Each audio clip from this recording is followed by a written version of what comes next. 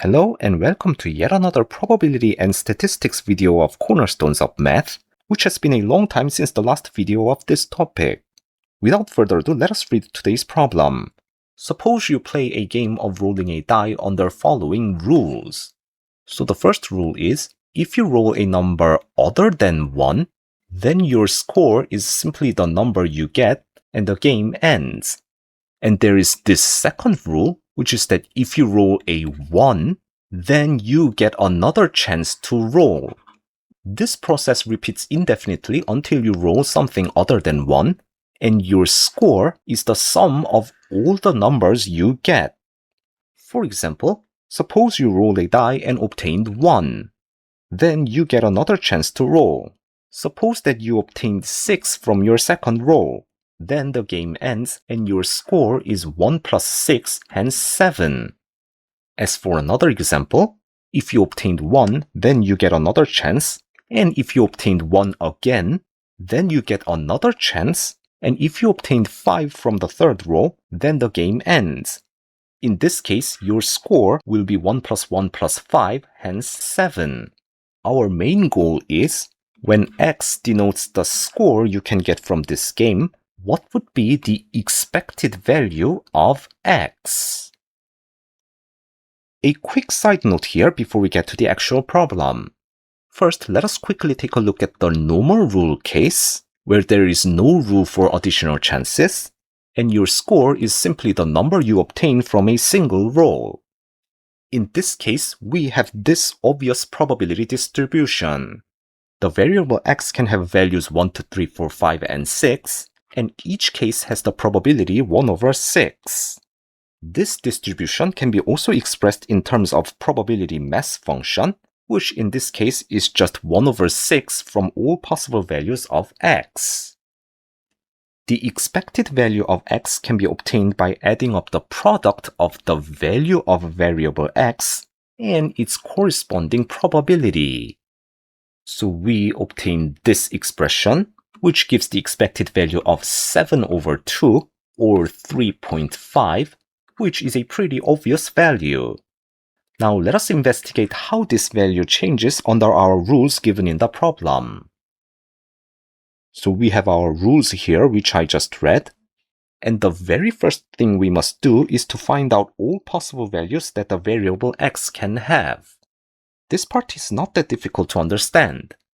Because of our additional chance rule, basically any integer values greater than or equal to 2 is suitable for our score. X cannot have a value of 1 though, because if you roll a 1, then you just get another chance to roll. Next, we have to calculate the probabilities of x having each of these values. And let us start from some of the smallest values of x, such as 2, 3, 4, and 5. Let us find probabilities for these cases. The first case, x equals 2, is easy because there is only one case where your score can be 2. You just get 2 from your first roll and the game ends. Hence, the probability is simply 1 over 6. Next, there are two cases where your score can be 3. You either roll 3 from your first try, or you roll 1 to get a second chance and then roll 2. Therefore, the probability for this case is 1 over 6 plus 1 over 6 squared, hence 7 over 36. Next, for the case where the score is 4, there are 3 possible cases: 4, 1, 3, and 1, 1, 2. The probability for this case is 1 over 6 plus 1 over 6 squared plus 1 over 6 cubed, hence 43 over 216. Lastly, for x equals 5, we have 4 possible set of rolls: 5, 1, 4, 1, 1, 3, and 1, 1, 1, 2.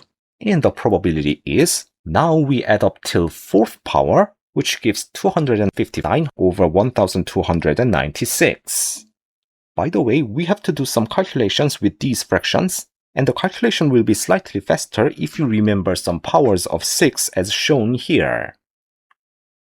Next, let us deal with the case where the score has sufficiently large values, more specifically, greater than or equal to 6. In this case, we can calculate the probability for general value of x.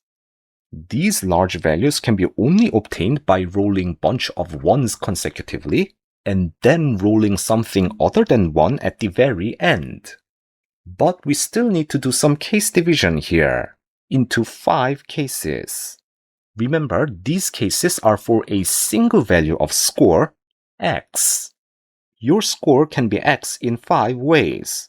You can either roll 1 x minus 2 times and then roll 2, or roll 1 x minus 3 times and then roll 3, or roll 1 x minus 4 times and then roll 4, or roll 1 x minus 5 times and then roll 5, or roll 1 x minus 6 times and then roll 6. This case division works for x equals 6, by the way, and the probabilities are as follows. As for case 1, we roll 1 x minus 2 times, hence 1 over 6 to the power of x minus 2. Then we roll 2, hence 1 over 6, which gives the probability 1 over 6 to the power of x minus 1. Similarly, as for case 2, we roll 1 x minus 3 times, hence 1 over 6 to the power of x minus 3. Then we roll 3, hence 1 over 6, which gives 1 over 6 to the power of x minus 2. And we can do similarly for other cases. In the end, for cases 3, 4, and 5, we obtain probabilities 1 over 6 to the power of x minus 3, 1 over 6 to the power of x minus 4, and 1 over 6 to the power of x minus 5, respectively. Therefore, for a score that is greater than or equal to 6, the probability is simply adding up probabilities for the 5 cases. And one way to simplify this is to reduce to the common denominator 6 to the power of x minus 1, the largest value among denominators. This gives the numerator 1 plus 6 plus 6 squared plus 6 cubed plus 6 to the power of 4, which simplifies to 1555 over 6 to the power of x minus 1. Therefore, we finally obtain the following probability distribution. For scores 2, 3, 4, and 5, the probabilities are given as these values. And when the score is greater than or equal to 6, then we have the general expression for the probability, which can be also considered as probability mass function, 1555 over 6 to the power of x minus 1. All we have to do is to calculate the expected value from this probability distribution, but before we move on to that part, let us deal with something else. If this is indeed a proper probability distribution, then the sum of all probabilities must be 1. But that is not easy to confirm in this probability distribution, where there are essentially infinitely many probabilities. So is this true? Do the probabilities add up to 1? The sum of all probabilities is, as for first 4 probabilities, we add up first 4 values from the probability distribution, and the remaining probabilities can be expressed as a series, the sum of 1555 over 6 to the power of x minus 1 when x changes from 6 to infinity. The sum of first 4 terms is 985 over 1296. And since we have the geometric series, its sum can be easily obtained by the formula, first term 1555 over 6 to the power of 5, divided by 1 minus the common ratio 1 over 6. The second term can be written as 1555 divided by 6 to the power of 5 multiplied by 6 over 5, which simplifies to 311 over 1296. And if we add these two, we obtain 1. So we have confirmed that the sum of the probabilities is indeed 1. Now let's calculate the expected value. The expected value is the sum of x times the probability, which gives these first 4 terms, and then the series, where we must now multiply x to the probability. The first 4 terms add up to 3555 over 1296. If you're doing a hand calculation, remembering these powers might help. And we have to evaluate this series. There are more than one way, but here I will just show you one of them. Let S be the sum of this series? In an expanded form, S can be written as, writing 1555 at the front, then we have 6 over 6 to the power of 5 plus 7 over 6 to the power of 6 plus 8 over 6 to the power of 7 and so on. Next, we multiply this by the common ratio, which is 1 over 6. This gives the series where the first term is now 6 divided by 6 to the power of 6, 7 is divided by 6 to the power of 7, and so on. If we subtract the bottom expression from the top one, it gives 5 over 6 times S is equal to 1555 times this term, 6 divided by 6 to the power of 5.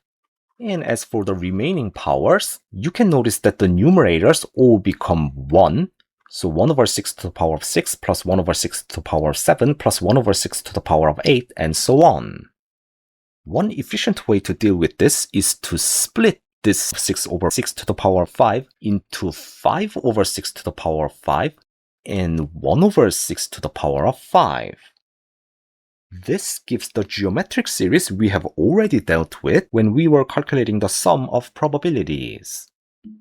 So we can obtain the result 9641 divided by 7776. This is the value of 5 over 6s.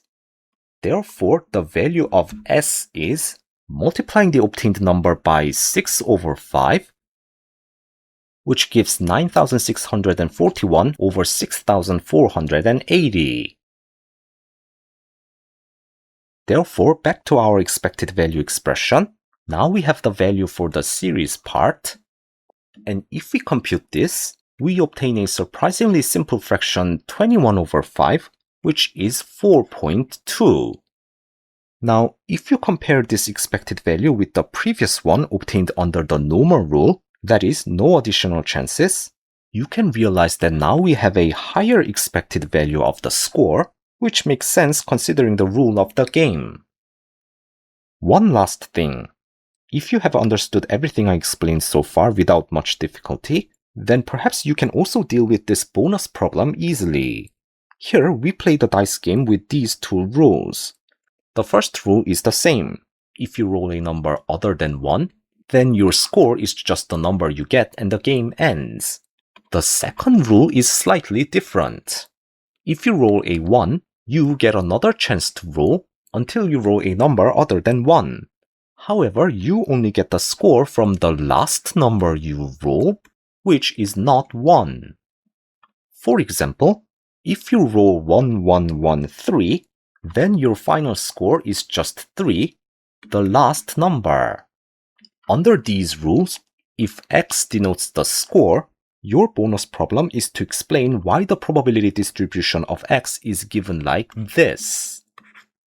Here, x can have values 2, 3, 4, 5, and 6, and their probabilities are all the same, 1 over 5. This probability distribution gives the expected value of 4, which is higher than the normal rule case, but lower than the main problem case, which also makes sense if you think about it. And I guess that's all for today's video.